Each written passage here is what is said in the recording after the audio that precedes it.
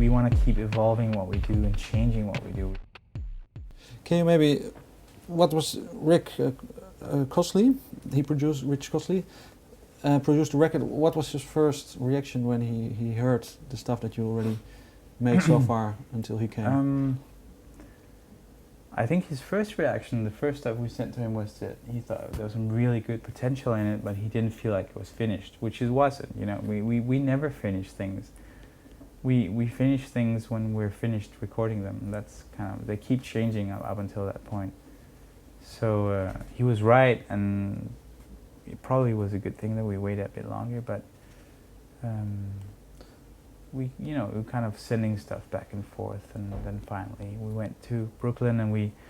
So there's already online some communication before you go into. And he came over to Copenhagen one time and just listened to us play the songs, and because it's a different experience, you know, from listening to a demo.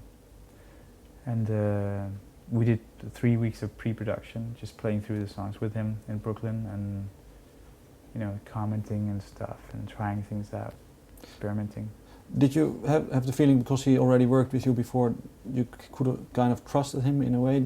He shares in a way your vision, or would you say where does he share it with you, and what is a different opinion maybe that he has than you have? We definitely trusted Rich a lot working with him again. We knew him already. We didn't have to get to know him first, and we trust his sense of aesthetics, you know,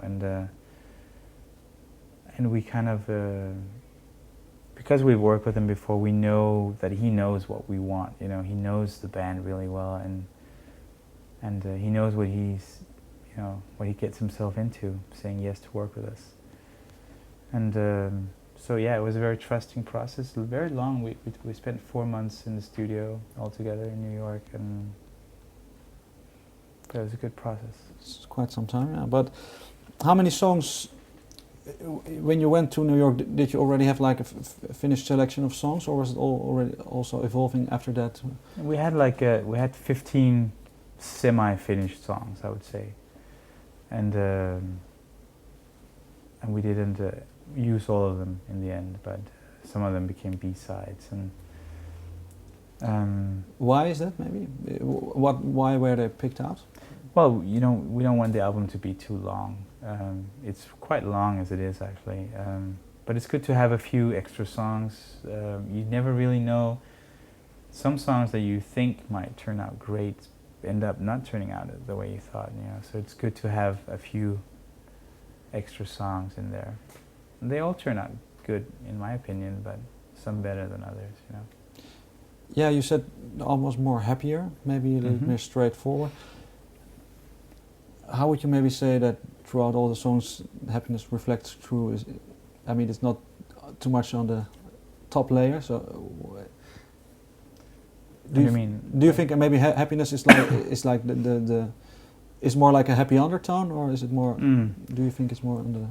Well, I think that our songs always have both a dark side to them, like an underlying darkness, but also a hopeful, you know, glimmer of hope, like an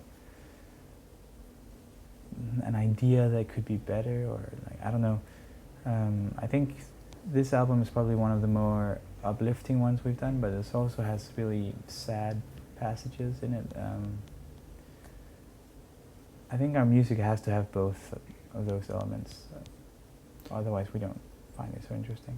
You can choose whatever you want to put forward, more or less than. Yeah.